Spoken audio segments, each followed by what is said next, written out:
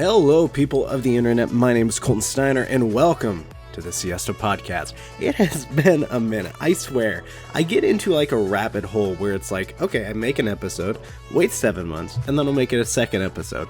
So I really don't know the schedule of this thing, and I think I said in my last one, I don't really enjoy editing these. I feel like when it's natural, it feels more authentic.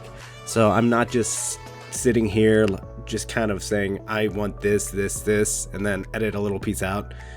Like I said, more authentic. So you deal with all the ums, buts, silences, and stuff like that. But you know what? Like I said, it's authentic, it's natural, and we're going into it. So I have 4 topics that I'm going to talk about today. First off, I'm going to be talking about the CAVS. And then I'll be talking about March Madness, both men and women, do a brief rundown on that. And then I'll give a quick update on my second book. And then I will be talking about the Guardians' start to the season and where they're sitting at 6-2 when I'm recording this. So yeah, let's dive into it. Let's talk about the CAVS and their sticky situation. So this year has been pretty chaotic, let's be honest. There's been a lot that has gone down. So first off, let's start in December. So in December, we were doing okay. I don't think we were doing as good as we should have been. But then we suffered several injuries. First off, we lost Darius Garland, and then we lost Evan Mobley. So Donovan Mitchell is kind of on his own, kind of on an island trying to figure out what to do. And sure enough, the man leads this team to win 14 out of their next 15 games, which is incredible. And we were really lighting it up, like up until the All-Star break. And then, I don't know, then injury struck again, but this time was to Donovan Mitchell. And then everyone else started getting injured again. Evan Mobley got injured again. Darius Garland got injured again. And it's been a hit or miss here and there. So I'm not saying injuries haven't been a factor this season, because they have been. But we have been able to win without the injuries, which makes me so confused as to what we're doing. So whatever it is, we got to figure that out. Figure out our rotations, and I'll talk about rotations in a little bit. But then in the last 10 games, the Cavs are standing at 4-6. Now, if you're looking at the last 10 games of other teams in the Eastern Conference, you look at Milwaukee Bucks, who are also struggling. They're sitting in the 2 spot at 5-5 in the last 10 games. Orlando Magic are making a silent run. They're standing at 7-3 in the last 10, and they're 45-31 overall. So they're 1 game behind Cleveland and for the 3 spot. And despite all the struggles the Cavs have been on, we have to remember we're still sitting at the 3 spot. Now, I believe right now we're currently on pace to play the Pacers, because they're sitting at 6 and they're 43-34. So if Miami happened to hop them, I would not particularly like that. I kind of would love to see us play Indiana more than Miami. I feel like Miami is such a young and talented team. Jimmy Butler, Tyler Hero, Bam. I always get his name wrong. I'm just going to say Bam. I'm sorry, dude. I just struggle all the time with your name.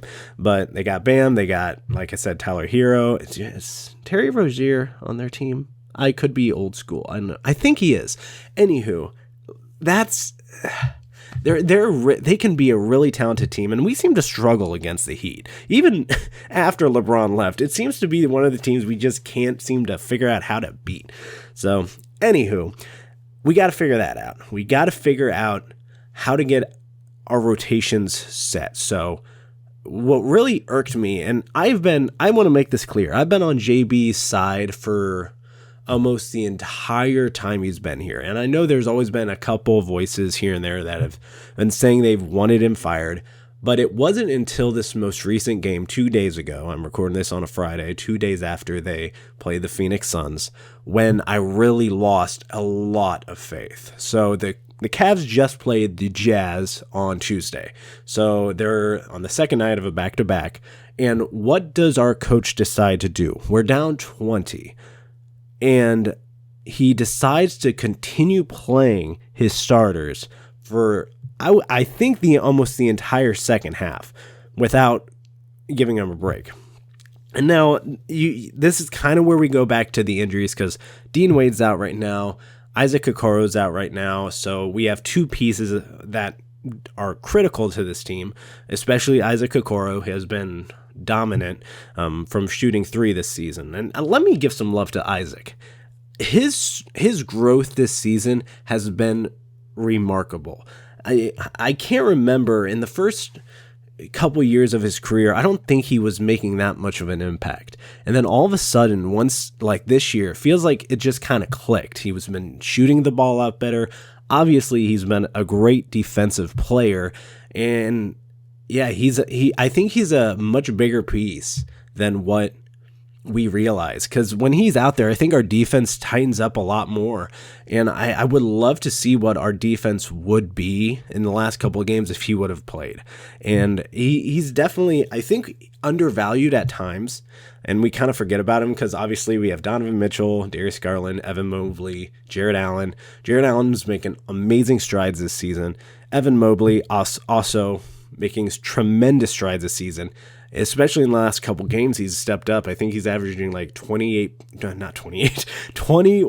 points, 21.8 points or something like that, and 8 or 9 rebounds a game. That's really solid. That's really solid.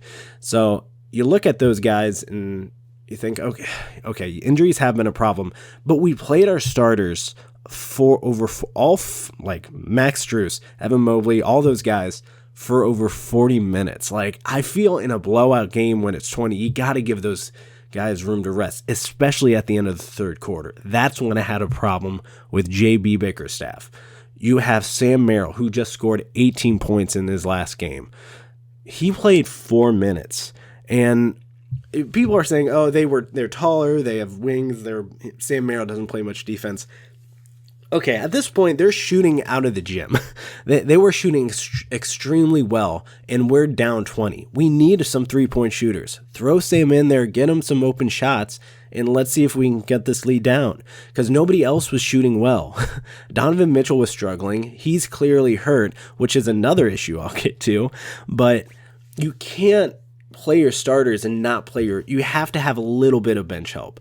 Now, I'm not saying like start out everyone, but like I said, you have to have a solid rotation. So I think Karis LeVert really struggled, and forcing him to play through that kind of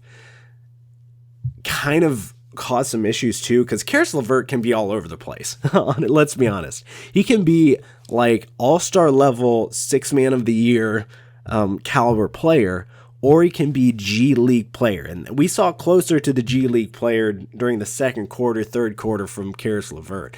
I think it was more of the second quarter, because he had a lot of turnovers, a lot of poor shot selections, in my opinion, and it just seemed off for him. I don't know what his deal was, but whatever it is, I don't want to see it again. So I just want to see Sam Merrill get some more minutes. I want to see Marcus Morris get some more minutes. I hope that's Marcus Morris. I swear. Yeah, it's Marcus Morris. So I don't have their roster in front of me. I just go off remembering their names, and yeah. Anywho, I would love to see more minutes from Morris and Merrill. The M's. Give me the M's. M&M's. But more minutes from those two. And I think once Dean Wade comes back and Isaac Okoro comes back, I thought I heard Dean Wade won't be back until playoffs. Nonetheless, I want those guys getting more minutes, getting those other guys a break. Now, we are struggling with depth when it comes to height. I'm not denying that, and that sucks.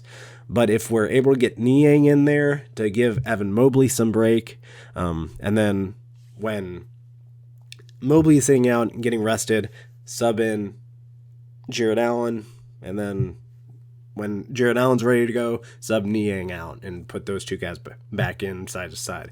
Because both of them are tall, and Evan Mobley, he's tall enough to play center, but he's a really solid 4 option. He's developed his outside shot a lot better this season.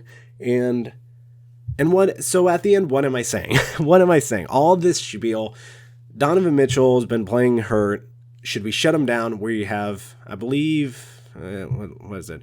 We're 46-31, so we played 77 games. We have 5 games left. Yeah. What is it? 5 games? Yeah, 5 games.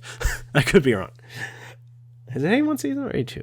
And we have less than 6 games remaining. I do know that, but we have less than 6 games remaining. Donovan Mitchell's playing hurt. I would rest him for the rest of the season. At this point, you're just kind of. I know we're at a really struggling part, but at the end of the day, I want him healthy for the playoffs. And if playing him 40 minutes a game is aggravating a knee injury to make it worse, I think that's the worst thing you could do. Because let's be honest. I mean, I think there's no way we lose. I don't see us losing like 5 games and the rest of the teams below us ever winning every game. I think we're really solid in this third to 5 spot. Worst case scenario, we move down to 5. We end up playing whoever's in the 4. Okay, that's a worst case scenario in my opinion. But you got to think about the reality of the situation with your team. I think Donovan Mitchell's trying to do too much when he's dealing with injuries, and that's not a thing you want to have happen. So first off, rest him the rest of the season. Second off, play more of your bench, get a little bit more depth, get some guys rested up.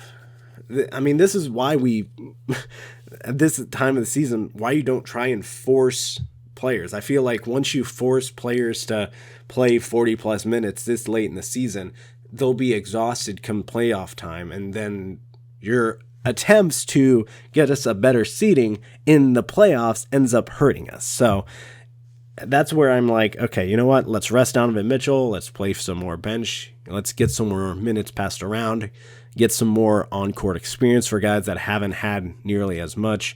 And you know what? If we win, great. If we lose, you know what? You kind of just roll with the punches and see what happens. But I think JB Bickerstaff in the last week, I know we've been struggling, but he doesn't know what to do. And I can understand that. It's a confusing time, but he hasn't really done anything to change or try and cause a change in the team that has clearly been struggling the last month. I mean, what were we? We only won 9 games in the last month. We have an under 500 winning percentage in the last month. So that's a problem. So CAVS, you got to get it figured out. If we don't want to be a first round exit, you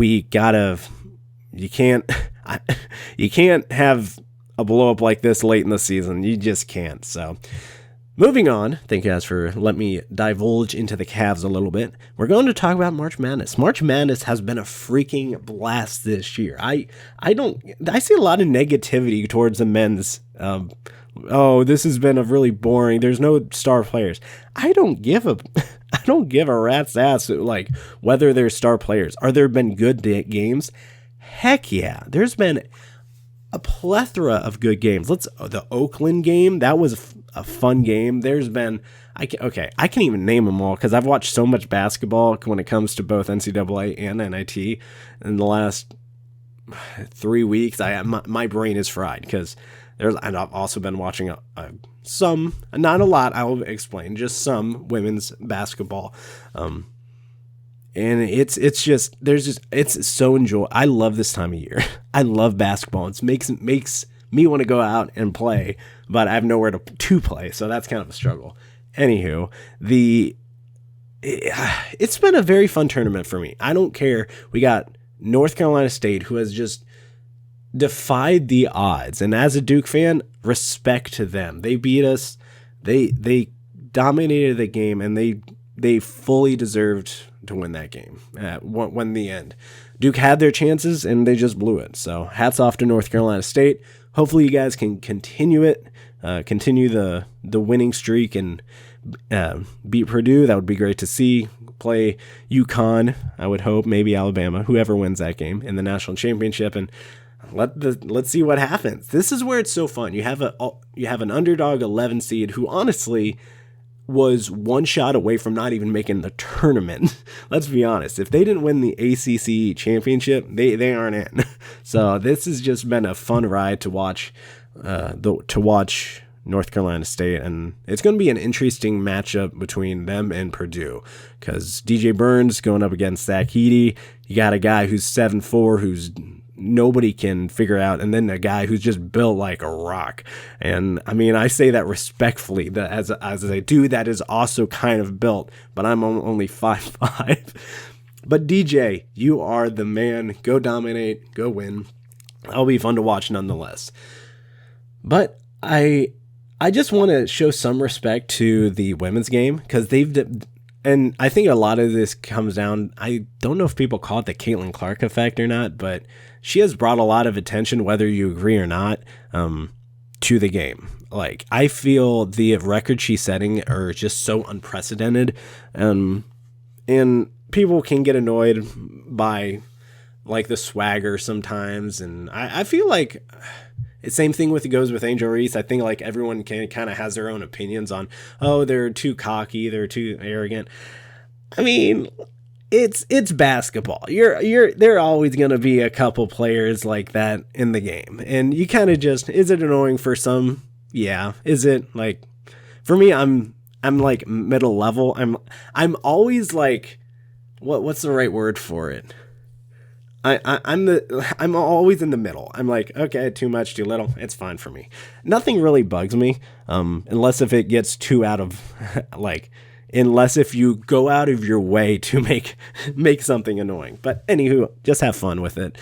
And I gotta give these girls, they're doing such amazing things, and I think the talent has definitely grown in the last several years for women's basketball. And I'm not trying to disrespect any of the women that have played before, but I'm just saying that there's been a lot more, I think, when it comes to basketball IQ, and I think it comes from the women of previous years. So they were really good at their craft, but I think they learned a lot on the way as they grew up. Obviously, and that happens, and they've been able to teach the younger generation more about the game, and then that creates better players. I mean, it's kind of a win-win for both sides when you think about it, because if it weren't for the older generation showing us and teaching us what to do, then we wouldn't be learning the game and becoming better at it. And that's kind of just the evolution of sports. You kind of have to learn from what the previous players have done and kind of just grow upon that. And I think that's why we've gotten such better shooters now from this point in both men and women than what we've had in the past. Like, you think about 35% 3-point shooting was probably a decent percentage at one time, but now we expect 40%. And at least I think 40% is a solid number to go for. And it's just one of those things where it just makes the game better. Everyone's shooting better. You're getting better smarter passes and less turnovers. I would love to see like the turnovers per game for teams over the last 10 years, whether that, and I would totally believe if that has come down. I would also believe free throw percentage has gone up, maybe down.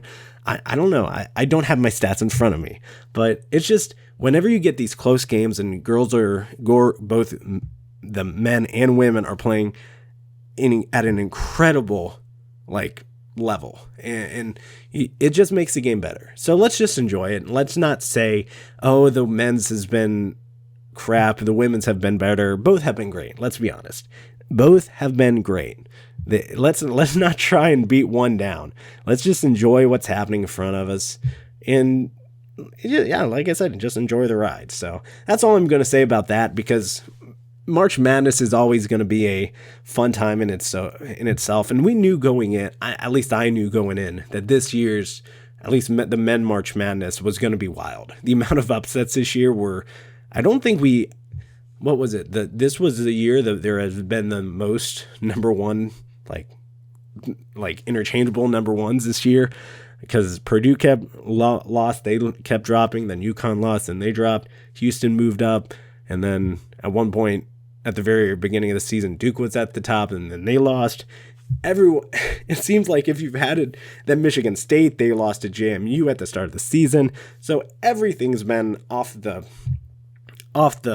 chains this year when it comes to basketball. So we knew we were set for a fun tournament. And I do believe I'm giving the men's a lot of props in March Madness, but I do believe that when it comes to like the one and dones, there's not really a guy that stands out, at least in the college game, that should go to the pros. And I think that there's this eagerness, and I applaud NIL for allowing these players to stay longer than 1 year. It allows these guys to develop their games at a college level where they aren't expected to like make a total living. Like, you can have a guy that stays here 2-3 years, make a decent amount of money, and then he can decide to go pro. So it allows a little bit of that middle ground, like kind of like the G League, to develop and then move on. And I think when you get these one and dones, I've always been against it. Even as a Duke fan, I don't like seeing one and dones. And I think a lot of Duke fans can stay the same, but it's just how it kind of happens. You get these one and done players and they move on. And then I think a lot of them, they play at a place, they do so well and like, okay, I'm ready, but they're not ready. And then they end up going to the NBA, and then they don't get playing time. They just go directly to the G League or play on their just bench players the entire time, and they just don't develop, and they kind of get forgotten. So that's where I'm like, they should have stayed at least 2, maybe 3 years, and then moved on. And I think the football side of things I think you have to at least be in college 3 years before you declare for the NFL draft. I wish college would do that for at least 2, and I know it's never going to happen. Or at least I don't see it happening anytime soon. I would really prefer players staying longer than just staying for 1 year and moving on. And the transfer portal is also an issue because it's kind of like the one and done. You play with the team 1 year and then you transfer out. I get it if you were playing there a couple years and you're not getting in a groove and then you move on. But if you stay there 1 year, move on, and then you stay at that place a year and then move on, it feels like it just kind of ruins it for me. But you know what? It is what it is. It's the new state of college basketball. So, and one more thing, what was I going to talk about? Oh man. Oh, this is going to bug me. I was talking about NIL. Anywho, let's move on. I was going to say one more thing, but it was on the tip of my tongue. If I forget it, if I remember it, I'll come back to it. But I'm also going to make a quick update here on the second book I'm writing. So if you didn't know, I wrote a novel called Ryan Blake Digging for Answers. It's been well received. A lot of people have told me they've enjoyed it, but there's also been people that tell me, this should have been better. And I'm always excited to hear how I can make a book better. And so if there's any feedback, just send me a message, or if you follow me on social media, send me a message, write a review. That would be fantastic. So thank you guys for buying that book if you have, and thanks for the support on that.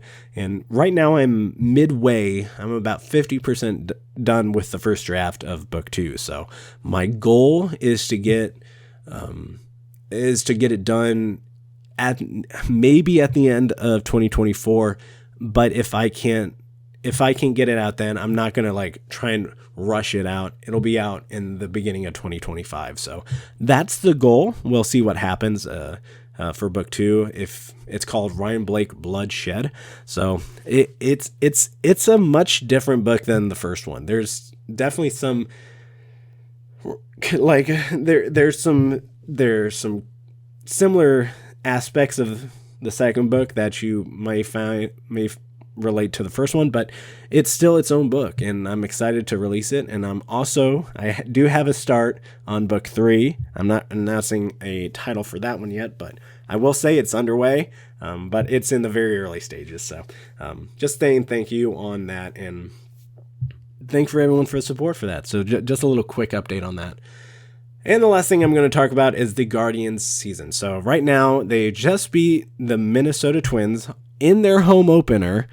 Not the Indian. Okay, I'm going to say this right now. If I happen to call them the Indians, it's... Oh, dang, I hit my table. It's completely on accident. I'm on the middle ground when it comes to the name. I prefer Indians, but they're the Guardians now, so I'm just rolling with the punches. They're the Guardians, and it is what it is. But if I happen to call them the Indians, it's completely by mistake. I'm not trying to say, oh, they're the Indians now and forever. They'll always be the Indians for me. I'm not saying that. It's just literally muscle memory. I called them Cleveland Indians for over 20 years. It's just, there's no way I can. I don't think I'll ever be able to fully swap over, maybe after 20 years of calling them the Guardians. But I think it's just right now the muscle memory is just so recent that I can't switch my mind can't switch over to the Guardians just yet. And the same thing kind of goes for the Washington Commanders. I still call them the Redskins. And like I said, it's similar to the Indians. Nothing against the name change. It's just muscle memory. So it is what it is. You'll roll with the punches and see what happens. So anywho, the Guardians are having an awesome start to the year. Now, I do say the level of talent teams they played opened the season with Oakland, who, let's be honest, is probably going to be the worst team in baseball this year. I don't see anyone being worse than them. I mean, maybe Colorado. No, I don't see anyone being worse than them. Seattle, we had a really solid series against Seattle. And then Minnesota, we opened up against them yesterday and ruined their home opener, which was fun. We're off to a 6-2 start, and things are looking really positive. And I will say this, going into the season, I thought that we would be a lot worse than what we are right now. I'll be completely honest. And I expected 70 to 80 wins, somewhere in there. But we're on pace to do a lot better than that right now, but it's a long season, so anything can happen. But you got to appreciate the awesome 6-2 start. It's enjoyable. It's been enjoyable to watch, enjoyable to listen to. And you just our batting has been off the charts. We've never, and at least in the last couple of years, we haven't been the team to hit home runs. Heck, we were last in Major League Baseball last year in total home runs as a team, and by like 30. So it wasn't even that close. But when it came to batting average and I think it was batting average and hits. Well, that makes sense. They're kind of going two peas in the same pod. We were in the top 10. So we are very much a contact baseball team. Now, while that's great, I think that's a great thing to be. If you can get on base, that's great.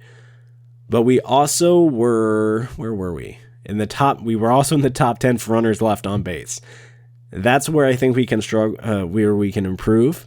That was a big issue last year, was we left a lot of players on base and left a lot of runs on the board that we couldn't get home. So it is what it is. You kind of just got to go at each game. Pitching also going to be, at least starting pitching, looks like it's going to be fantastic. I do think our bullpen could use some work, but it is what it is. Like I said, roll with the punches, see what happens. It's a long season. You're going to deal with injuries. You're going to deal with losing streaks, but you're also going to deal with some winning streaks too. So let's keep riding this momentum and keep getting some wins. Good baseball can always create good, winning streaks, and always create good things in the dugout, in the locker room. So I am enjoying the Cleveland Guardians baseball team. I've done a lot more sports betting this year, and it's actually made. I know it gets a lot of, and I think there's some solid arguments about sports betting, about it being bad for the game, and I'm just kind of enjoying it. I put 50 cents or $1 on stuff, so it's not like I'm losing a crap ton of money, or I have a lot of money on the line. But it just adds some elements where I'm learning more about the game. I've done a lot more betting on hockey, and I pay a lot more attention to hockey this year than I've ever done. So while people say it has been bad for sports, I also kind of enjoy that it's brought in my attention to other sports that I never really paid attention to growing up. Or like baseball. I've always been a Guardians fan, but I've never really paid much attention to other teams around the league. So that's something that I've also been more opened up to. So it's introduced me to hockey, and it's introduced me more to the broader game of baseball. So it's been a fun ride. But thank you guys for listening. That'll be the show. It was kind of a show that was all over the place, but we got a lot done. Got a lot talked about. Got to talk about the CAVS, talk about March Madness, both men and women. Going to be a fun Final Four. And I gave you a quick update on book 2, and then Guardians have a awesome start. So thank you guys for listening. Like I said, you can follow the show on Spotify, subscribe on Apple Podcast, and yes, I have it on YouTube now, so you can go subscribe to that as well. It's Colton Steiner there, unfortunately. I think maybe you would find Siesta Podcast. I don't know. Anywho, I'll see you when I can. Like I said, I don't know when I record these. The last episode I did was like 7 months ago, so it was like on the whim. I was like, you know what? I'm recording a podcast today. That was how I decided to make this episode. And if I had my notes on here, I literally have like 6 lines. CAVS, March Madness, quick update, and thanks for listening. So there's really not much. I was not prepared coming into this at all. So I just kind of let my voice talk. So be it as it may. Thank you guys for listening, and I will see you guys when I can. Bye.